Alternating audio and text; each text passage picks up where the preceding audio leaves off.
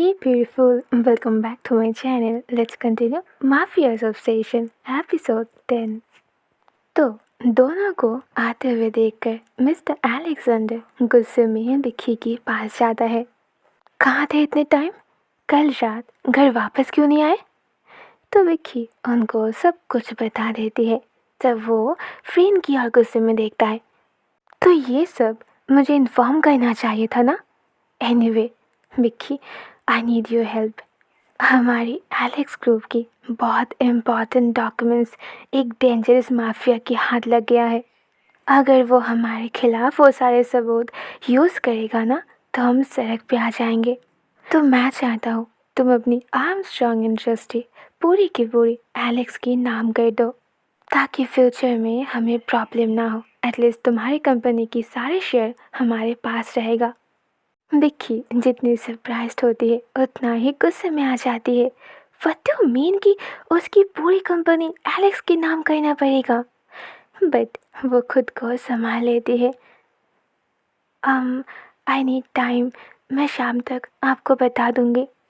दोनों सीढ़ियों से ऊपर चली जाती है। विक्की जब अपने बेडरूम में एंट्री कर रही थी, फ्रेंड भी उसे थोड़ी पुश करते हुए खुद भी अंदर आ जाती है और डोर को लॉक कर देती है। Friend, what are you doing? कोई देख लेगा तो मुश्किल हो जाएगा। फ्रेंड आकर एकदम से स्माइल करते हुए उसे ग्रैब कर लेती है। कुछ नहीं होगा, मैं हूं ना तुम्हारे साथ। वैसे क्या तुम जानते हो कौन सी डेंजरस माफिया से मिस्टर अलेक्जेंडर इतना डर रहा है? विक्की इनोसेंट फेस में अपनी हेड को शेक करती है। मुझे क्या पता वो कौन है।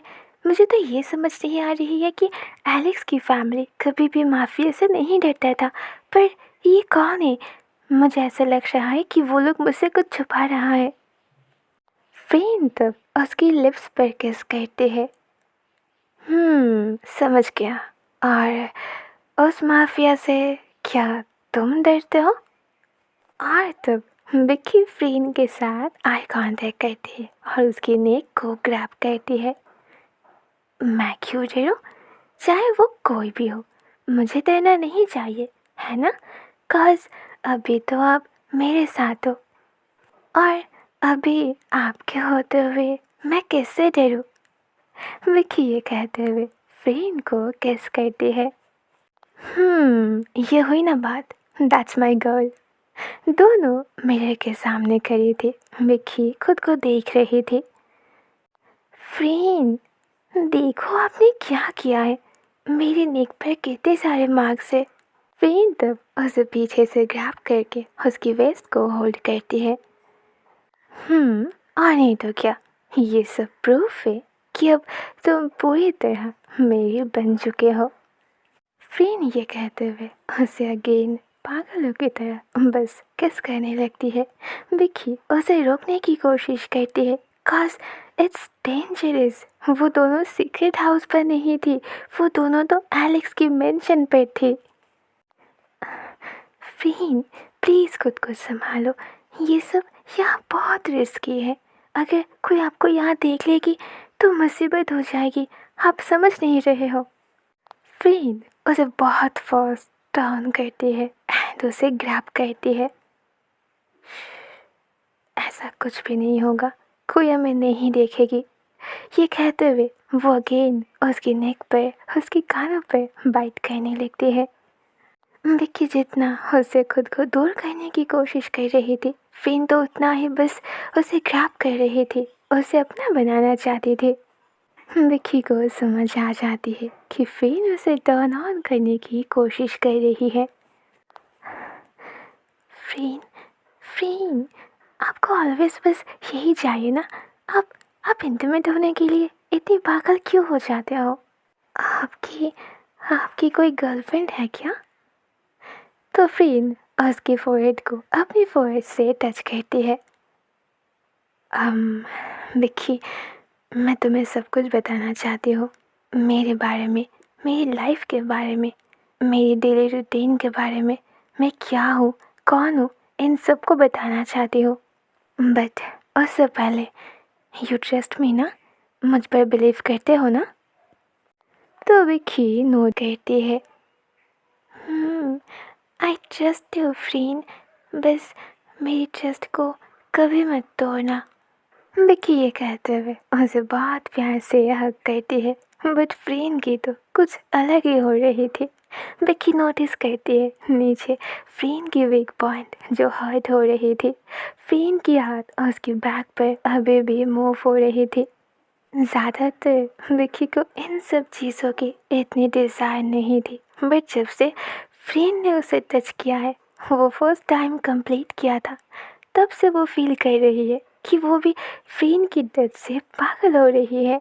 फ्रेंड को किसी भी बात की डर नहीं लग रही थी। वो विक्की को वहीं पर अपनी गोदी में उठाती है और उसे बेड पर ले जाकर सुला देती है एंड फौरन उसकी टॉप पर आ जाती है।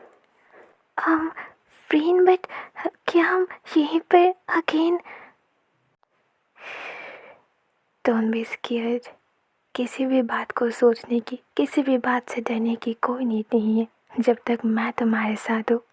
फ्रेंड ये कहते हुए अपने मेंबर को बहुत धीरे से विक्की के ऊपर पुश करती है। एक अजीब सी बेचैनी, एक अजीब सी रिलैक्सेशन से विक्की की आँख ऑटोमेटिकली बंद हो जाती है। फ्रेंड को इस बार ज़्यादा फोर्स नहीं करनी पड़ती है, काश विक्की ऑलरेडी खुद को सरेंडर कर रही थी। फ्रेंड बहुत प्यार से, बहुत स्लोली खुद को उसके अंदर मूव करती है। फ्रेंड उसे और भी कंप्लीट महसूस करवाने के लिए उस प्रोसेसिंग के साथ साथ ही विक्की को किस करने लगती है। जो भी हो रही है बस उसे होने दो विक्की, खुद को छोड़ दो, मेरे हवाले कर दो और बस इस टाइम को एंजॉय करो। तुम्हें ऐसी सुकून कोई नहीं देगी। तुम बस मेरी हो, ओनली माइन, और मैं ही तुम्हें पूरी तरह सेटिस्फाइड कर सकती हो। एक तो विक्की नीचे वो सेंसेशन को महसूस कर रही थी जिसे कंट्रोल में रखना इम्पॉसिबल। ऊपर से अपने कानों पे फ्रेंड की वो बातें विक्की को और भी ज़्यादा डेस्परेट कर रही थी। तो फ्रेंड की वो चीज़ जो उसके नीचे धीरे धीरे मूव हो रही थी, इसे महसूस करते हुए विक्की एकदम से अपनी रेनबो वर्ल्ड में खो जाती है। तो फ्रेंड के ब्यूटीफुल प्रोसेस से इस बार विक्की अपनी पूरी मन से कंप्लीट करती है। तभी टेबल पर उसके फ़ोन पर कुछ नोटिफिकेशन आती है। मैसेज। उसके फादर ने उसे मैसेज किया है कि वो दोनों कल ही वापस बैंकॉक आ रही है। एलेक्स ने शादी की इनविटेशन कार्ड भेजा है, उन दोनों की शादी जो 1 वीक बाद ही होने वाला है। अपनी माँ पापा की मैसेज देखकर वो जितनी हैप्पी थी उतनी ही सैड हो जाती है, कॉज इतनी हैप्पीनेस के टाइम तो वो भूल ही चुकी थी कि एलेक्स के साथ उसकी शादी होने वाली है, और वो भी 1 वीक बाद। फ्रेंड को ये बात शेयर करते ही फ्रेंड उसे टोटली संभाल लेती है। वो विक्की की हेड पर धीरे धीरे रब कर देती है। रिलैक्स, कुछ नहीं होगा, तुम्हारी शादी होगी तो वो बस मुझसे होगी। बट फ्रेंड, वो एलेक्स, वो भी आज ही वापस आ रहा है। हाँ, तो उसे आने दो, मैं हूँ ना। चलो अब तुम थोड़ी सी रेस्ट कर लो, मेरे कुछ इम्पोर्टेंट काम है, मैं उसे कंप्लीट करके जल्दी वापस आ जाऊँगी। फ्रेंड उसे ब्लैंकेट से कवर कर देती है और उसके रूम से चली जाती है। इधर विक्की, वो सच में टायर्ड थी और फ्रेंड की उस एक्सरसाइज से तो वो और भी ज़्यादा टायर्ड हो गई थी। अपनी आंखें बंद करते ही उसे एकदम से नींद आ जाती है। अगले सीन में फ्रेंड की मेंशन दिखाई जाती है। वो जब मेन गेट से घर आ रही थी तो सोफे पर उसकी मॉम, डैड और भाई स्माइल करते हुए एक दूसरे के साथ कन्वर्सेशन में बिजी था। फ्रेंड ये देखकर बहुत हैप्पी होती है। सच में उसकी फैमिली बहुत अच्छी है। चाहे कुछ भी हो जाए, वो अपनी फैमिली को कभी टूटने नहीं देगी। वो हर हालत में उन सब की प्रोटेक्ट करेगी।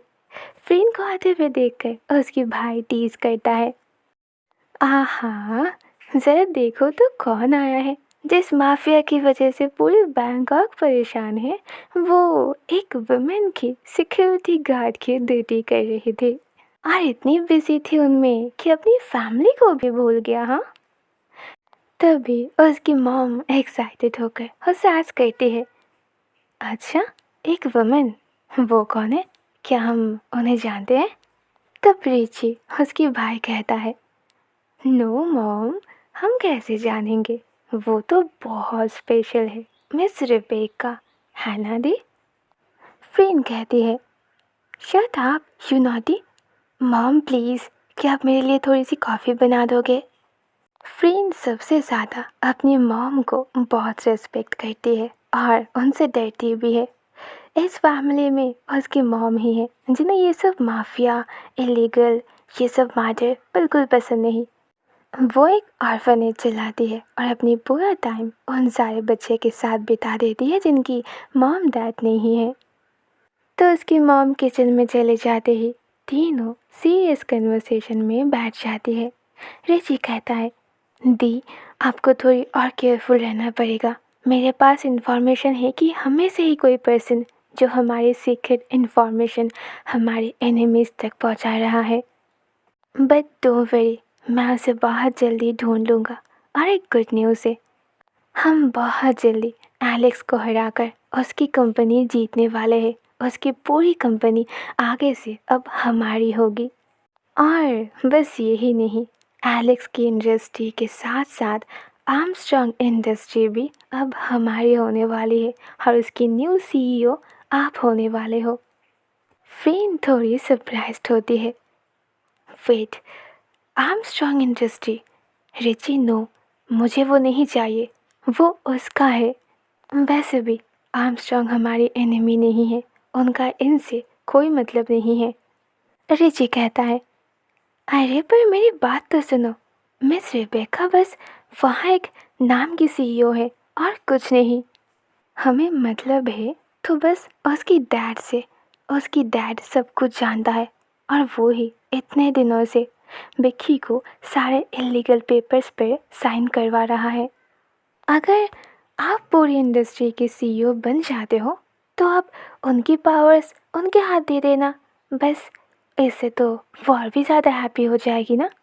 फ्रेंड कहती है, हाँ, बट अगर वो नहीं मानेगी तो मैं उसी की साइड हूँ, उसकी हेल्प कर रही हूँ, उसके भले के लिए ये सब कुछ कर रही हूँ। अगर वो नहीं समझ पाएगी तो क्या होगा? उसकी डैड कहता है, ये भी है, बट आई नो वो समझ जाएगी, काज जीत हमेशा अच्छाई का ही होता है। फ्रेंड अपने साथ एक फाइल को लेकर आया था जहाँ पे ऑलरेडी विक्की ने साइन की थी।